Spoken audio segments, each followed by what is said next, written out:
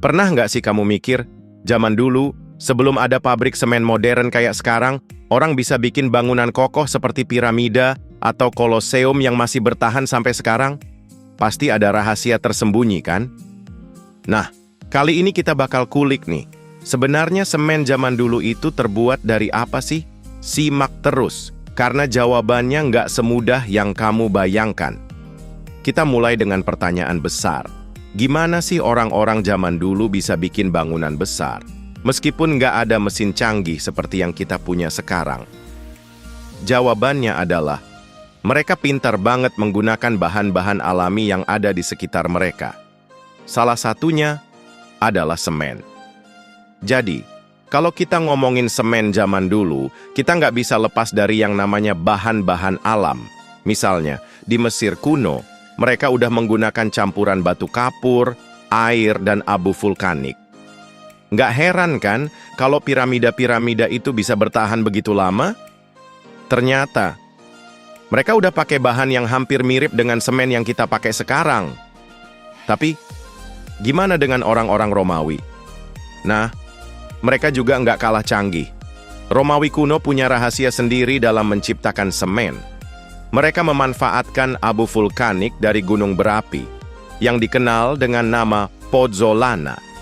Kalau kamu pernah dengar tentang beton Romawi, ini dia kuncinya. Dengan mencampurkan pozzolana dengan kapur dan air, mereka bisa menciptakan beton yang tahan lama, bahkan di bawah air. Serius, beton Romawi itu luar biasa loh. Banyak jembatan dan kanal yang mereka buat dengan beton ini masih ada hingga sekarang. Tapi, tunggu dulu, kita nggak berhenti sampai situ aja. Kalau kita melangkah lebih jauh lagi di zaman Yunani kuno, mereka juga punya teknik serupa. Mereka memanfaatkan bahan-bahan seperti kapur, batu pasir, dan tanah liat untuk membuat mortar yang digunakan untuk menyatukan batu-batu besar dalam bangunan mereka. Uniknya, semen yang mereka buat nggak cuma kuat, tapi juga bisa menahan guncangan dari gempa.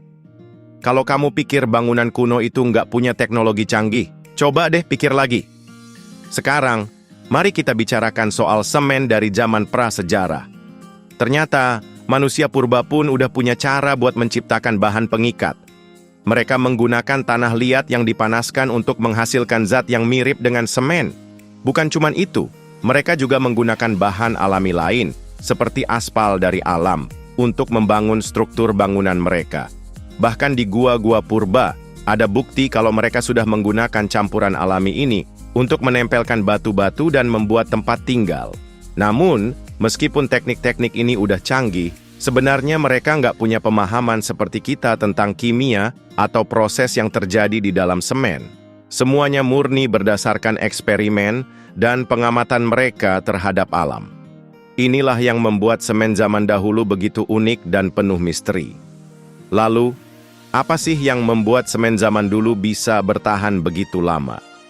Jawabannya adalah kualitas bahan yang mereka pilih dan proses pembuatan yang hati-hati.